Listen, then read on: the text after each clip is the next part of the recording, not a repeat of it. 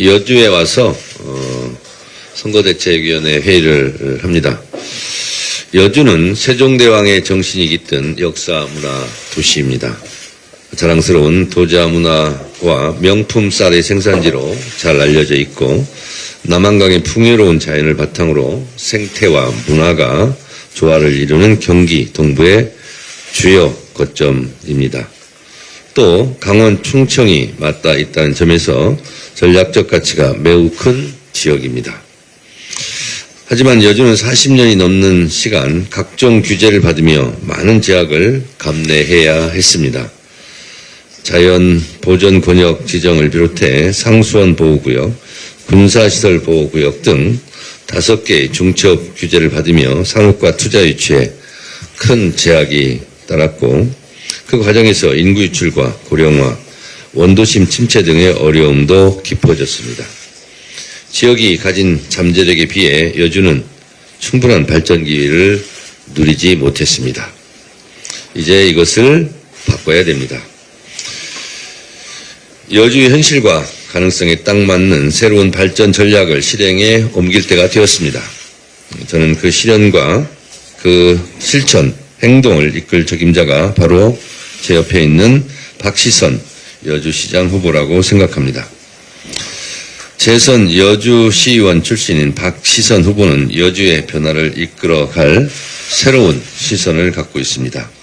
규제 합리화 혁신도시, 청년특별시 구축이라는 2대 비전과 함께 구체적으로는 여주형 무상 등록금 확대, 월세 1만원 청년주택, GTX D 노선, 여주역 정차 추진 등 젊은이가 머물고 돌아오는 도시를 만들기 위한 전략도 탄탄하게 담겨 있습니다. 박시선의 시선으로 여주를 새롭게 디자인하겠습니다. 여러분, 이재명 정부 출범 후 여주 수건사업이었던 간암 반도체 산업단지 조성이 본격 시작되지 않았습니까? 이재명 정부는 말이 아니라 성과로 증명하는 정부입니다. 제 옆에는 두말할 나이 없이 설명이 필요 없는 추미애 경기지사 후보도 옆에 계십니다. 나라를 구할 추다르크, 이제 경기도를 발전시키러 경기도지사 후보에 나왔습니다. 막강한 추진력 그리고 박시선 후보의 젊은 리더십이 더해진다면 여주도 새로운 변화를 이끌어 올 것이라 생각합니다. 추미애 후보는 법사위원장 하면서 그 높은 카리스마와 지도력으로 검찰개혁을 완수하는 데 큰 역할을 했을 뿐만 아니라 더불어민주당의 보기 드문 여성 지도자로서 앞으로 무궁무진한 발전 가능성이 있습니다. 추미애와 함께 경기도도 큰 발전이 있을 것이라 생각합니다. 경기도는 이재명 대통령을 배출한 그런 도시입니다. 추미애와 함께 경기도가 더 웅비할 수 있도록 더불어민주당 차원에서 전폭적으로 지원을 아끼지 않겠다는 말씀을 드립니다. 대한민국 국가 정상화, 일 잘하는 정부, 대한민국의 꿈이고 대한민국의 미래입니다. 더불어민주당이 가야 할 길입니다. 내일부터 제9회 전국 동시지방선거를 위한 공식 선거운동 기간에 돌입합니다. 더불어민주당은 파란 걸음 캠페인과 함께 자전거 유세단, 뚜벅이 유세단 등 국민과 함께 호흡하고 어우러지는 선거운동, 당원들이 즐겁게 참여하는 선거운동으로 새로운 선거 문화의 지평을 열겠습니다. 이를 위해 파란 걸음 운동본부에서는 후보자들의 걸음수와 탄소 절감량 등을 실시간으로 공유하는 파란 수첩을 출시하여 각종 지침과 공지도 공유하는 등 이미 두루 활용하고 있습니다. 또 어제 출범식을 했습니다만 경선에서 떨어진 사람들도 자기 선거처럼 자기의 경쟁자였던 사람의 당선을 돕는 감동스러운 오뚝 유세단을 운영합니다. 박주민 의원을 단장으로 각 광역별로 단장을 어제 임명을 했습니다. 버스 랩핑까지 했습니다. 제가 그러고 보니까 우리 추미애 후보님, 평화철도 111, 그때도 제가 역장 모자 쓰고, 그리고 버스 타고 전국을 누볐던 기억이 있습니다. 제가 더 컷 유세단도 했었고, 평화철도 111 유세단도 했었는데, 그때 추미애 후보께서 대표이셨잖아요. 그래서 저한테 그 소임을 맡겨서 전국을 다녔던 기억이 납니다. 박주민 오뚝 유세단 단장도 잘 해주실 것이라 믿습니다.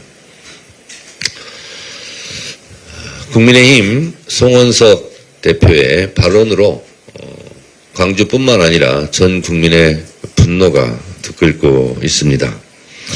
저는 눈을 비볐습니다. 이게 사실일까? 사실은 5.18 46주년 기념식에 오고 나서 기사를 봤는데 저는 5.18 때 그 5.18 광장이 굉장히 뜨거웠거든요. 그래서 저는 더워서 안 간다 이렇게 봤어요. 처음에는. 근데 그게 아니었더라고요.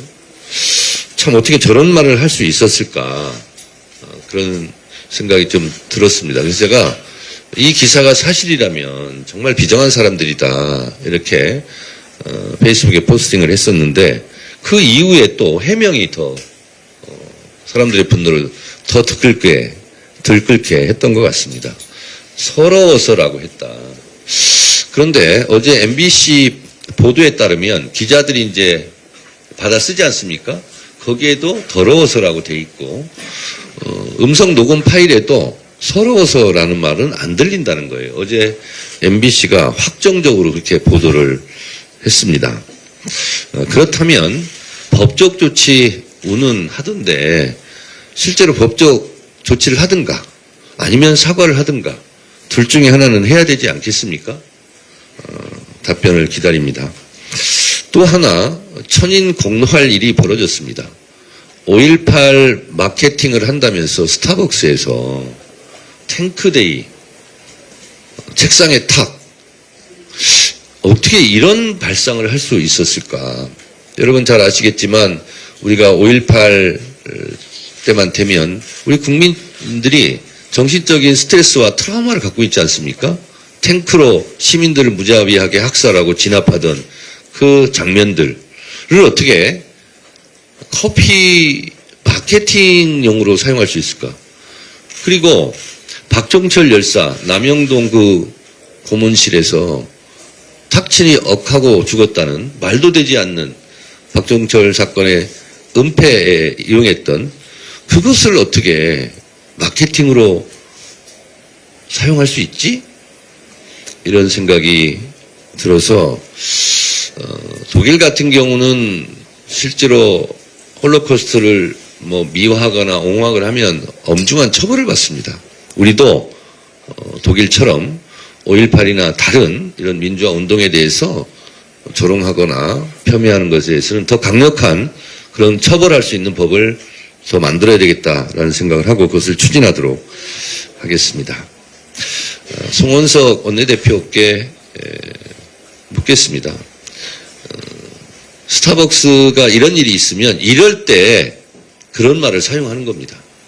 저는 그렇게 생각합니다. 일부 또 국민의힘 인사들이 이 부분에 대해서 잘못된 SNS 언사가 또 있었던 모양입니다. 정말 대책 없는 정당입니다. 그러니까 윤호개인 공천을 하는 거죠. 내란을 위한 공천인가 공천을 위한 내란인가 제가 계속 묻고 있습니다. 우리 국민들께서 이런 역사의식의 부재뿐만 아니라 인류 보편에 갇힌 인간의 존엄을 부정하고 공격하는 세력에게는 6월 3일 날 엄중한 심판을 해 주시리라 저는 믿습니다. 그리고 이게 보통 큰 문제가 아니거든요. 지금 스타벅스 이 문제가.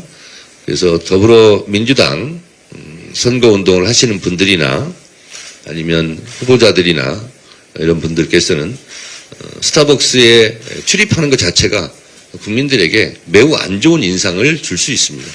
그래서 스타벅스 출입은 자제해 주시는 것이 국민 정서에 맞지 않을까라고 저는 개인적으로 생각을 합니다.